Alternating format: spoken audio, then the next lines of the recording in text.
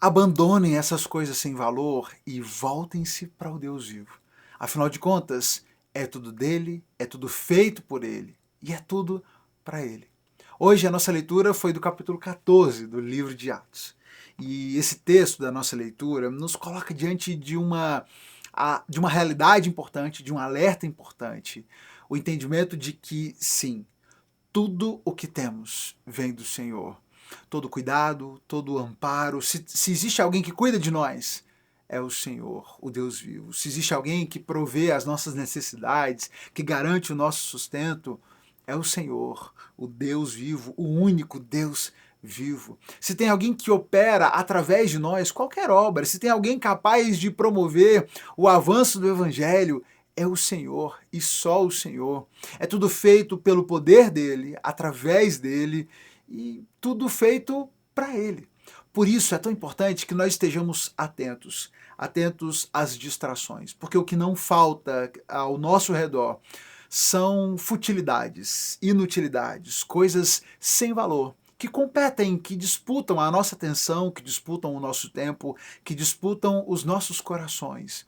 E que se não estivermos atentos, acabamos nos perdendo nessas coisas e acabamos tirando o nosso foco do único alvo que deveria ser e que deveria receber a nossa atenção, que é o Senhor, o Deus vivo, o único a quem nós servimos e adoramos. Hoje, no capítulo 14, nós seguimos acompanhando a primeira viagem missionária de Paulo e de Barnabé. No capítulo seguinte, no capítulo anterior, aliás, no final do capítulo 13, nós vimos que Paulo e Barnabé saíram de Antioquia da Pisídia num momento de tumulto ali, diante de oposição, depois de terem passado um bom tempo lá, feitos discípulos, tendo sido bem-sucedidos, eles saíram de lá cheios de alegria, cheios do Espírito Santo, mas enfrentaram uma oposição nessa reta final e assim foram expulsos da cidade. Eles seguiram viagem, foram para a cidade de Icônio. Lá, Paulo e Barnabé foram à sinagoga judaica, como de costume, falaram de modo muito convicto, de modo muito certo sobre a mensagem do Evangelho, e muitos creram, tanto judeus como gentios.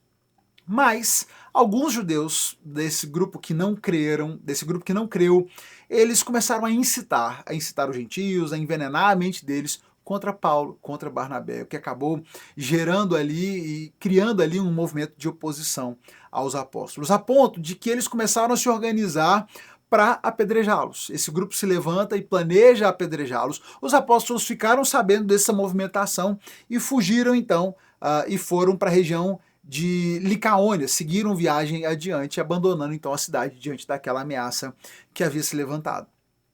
Paulo e Barnabé então seguem viagem, vão passar por Listra, vão passar por Derbe. E o texto segue no capítulo 8, dizendo que ao chegarem na cidade de Listra, eles identificaram ali um homem aleijado, desde o seu nascimento, nunca tinha andado. Paulo estava ali e ele ensinava, e ele notava que aquele homem tinha fé. Ele via nos olhos daquele homem a forma como ele acompanhava ali as falas de Paulo. Paulo notou que aquele homem tinha fé, que ele podia ser curado. E ele então diz para o homem para que ele se levante. O Senhor opera mais um sinal, mais um milagre ali naquele momento. E esse homem se levanta de um salto e ele começa a andar. A multidão fica extremamente impressionada e grita no dialeto local: os deuses vieram a nós em forma de homens. E aqui tem um detalhe importante para você entender nesse texto. Por que essa reação é tão diferente de tudo que aconteceu até aqui? Perceba que quanto mais eles andam, quanto mais eles se distanciam do seu território inicial, mais eles adentram em territórios genuinamente e profundamente gentios.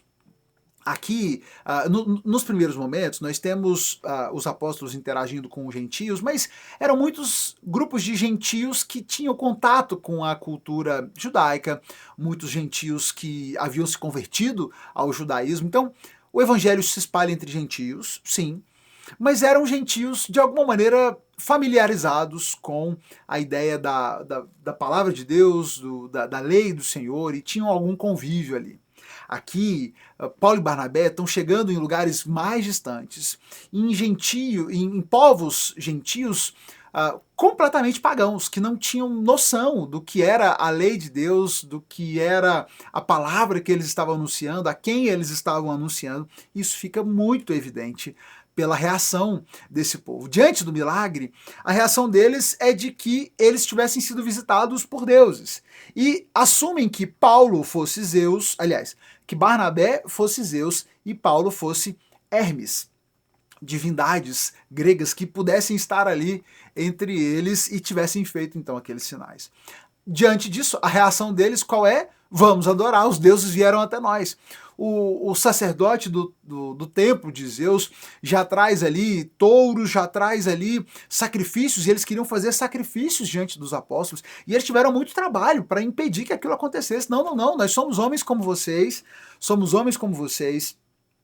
e viemos aqui para anunciar as boas novas. E olha essa fala que eu puxei para ser o nosso tema dessa reflexão.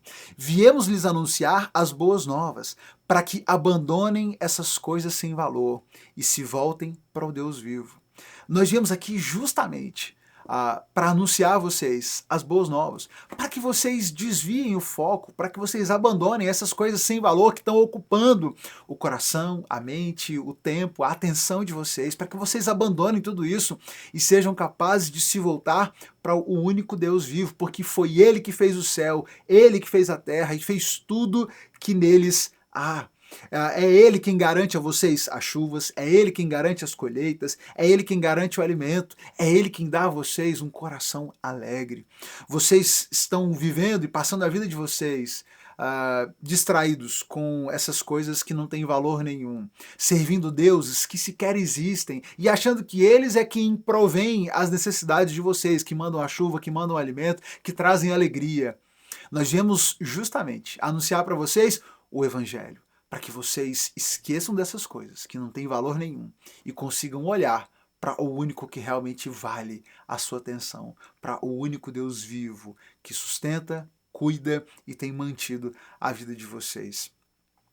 Eles tiveram muito trabalho para impedir, aqueles gentios, né, aqueles homens queriam de fato fazerem sacrifícios e insistiam naquilo, mas depois de muita insistência eles conseguiram conter o impulso daquela multidão de adorá-los como se fossem deuses.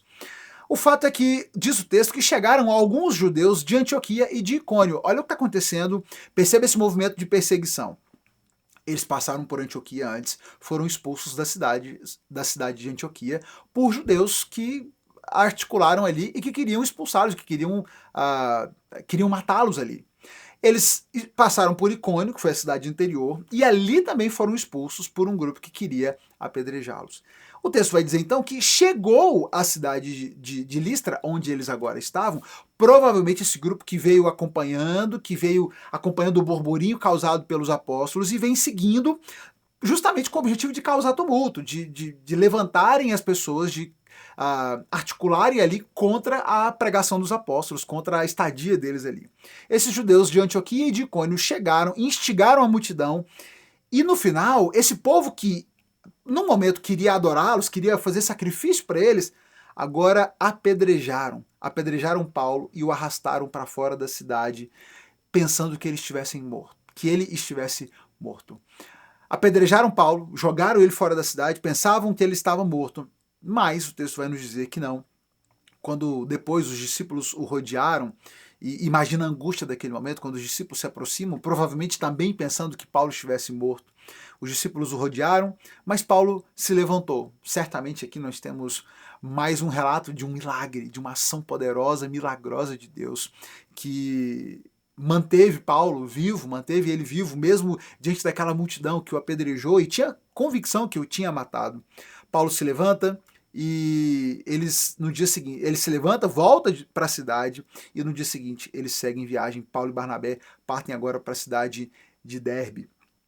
Eles vão seguir a sua viagem e depois eles retomam então esse trajeto de volta para o lugar de onde haviam partido, para a cidade de Antioquia, passando e pingando por essas cidades, fazendo a viagem reversa, né? Eles vão voltando e vão passar por Listra, vão passar por Icônio, vão passar por Antioquia da Pisídia e voltando até chegarem na cidade da qual eles haviam partido inicialmente, a cidade que os tinha enviado.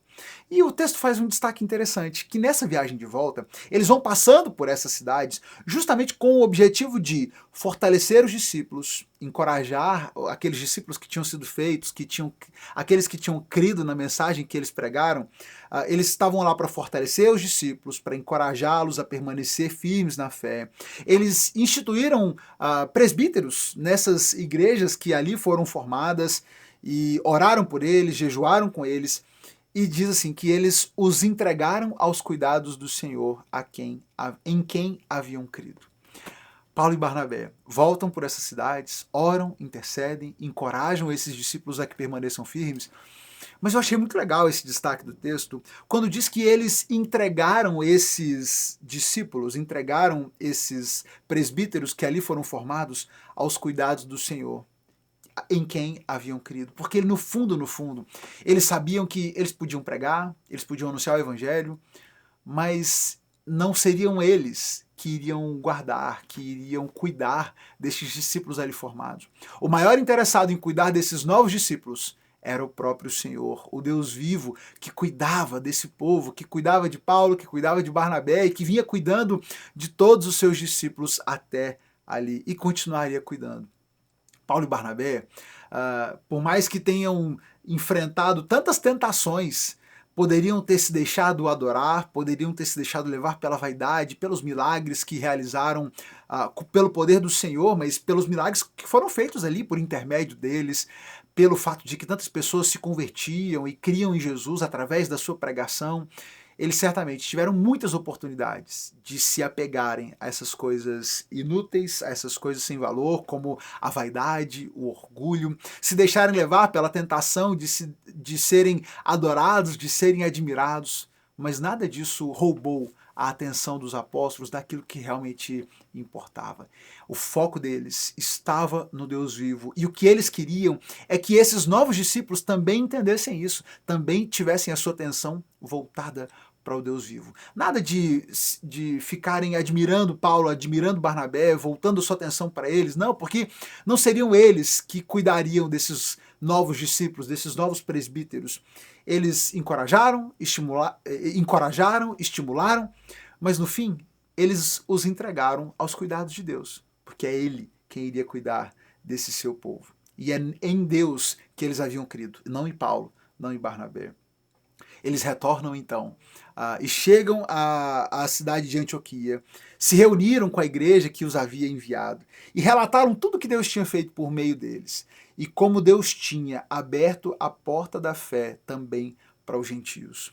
Até nessa última declaração do capítulo fica evidente a convicção do coração de Paulo, do coração de Barnabé, que tudo que eles haviam feito, na verdade, não foi feito por eles, foi o Senhor quem fez por intermédio deles, e que foi o Senhor, esse Deus vivo, quem abriu a porta do Evangelho, quem abriu a porta entre os gentios para que o Evangelho fosse propagado como eles testemunharam ali. Havia uma convicção muito profunda de que todas as inutilidades, futilidades, distrações, coisas sem valor deveriam ficar de lado, para que o foco todo estivesse no Senhor, no Deus vivo, que cuidava, sustentava, que os guiou ao longo dessa viagem, que abriu as portas entre os gentios para que o Evangelho fosse pregado e que certamente continuaria cuidando desses novos discípulos ali formados. Que eu e você tenhamos também essa convicção, meu irmão, que nos lembremos que é tudo dele, por ele e para ele. Se você está envolvido na obra de Deus, se você está servindo na sua igreja, lembre-se sempre, você não é ninguém. Você não é digno de nenhuma adoração, de nenhuma admiração. Tudo que fazemos única e exclusivamente pelo poder de Deus, que na sua graça opera por nosso intermédio. E como é reconfortante saber que não somos grandes, que não somos importantes, que não merecemos admiração nenhuma, que toda honra e toda glória seja dada somente ao Senhor. E que no seu coração, como servo de Deus, haja sempre essa convicção de que foi tudo feito por Ele, e que é Ele quem vai cuidar desses novos discípulos que serão formados. Nos entreguemos uns aos outros nas mãos do nosso Senhor, convictos de que é Ele quem cuida de nós. Nós nada podemos fazer por nós mesmos ou pelos outros ao nosso redor. É Deus quem cuida de nós. E que você, talvez que esteja perdido ao longo da vida aí, distraído com coisas inúteis, adorando falsos deuses, ainda em busca de um sentido para a vida, abra mão de todas essas distrações, se livre, se afaste dessas coisas sem valor. Volte o seu foco para Deus, para o Senhor, para o único Deus vivo. É isso que vai transformar a sua vida. Compartilhe essa reflexão com alguém, com um amigo, com um familiar que possa ser abençoado por ela. E volta amanhã. Nós seguimos lendo o livro de Atos e a cada dia uma nova reflexão. Aliás, amanhã não, né? Hoje, sexta-feira, a gente fecha essa semana e agora retornamos na segunda-feira com a próxima reflexão, agora no capítulo 15 do livro de Atos. Deus te abençoe.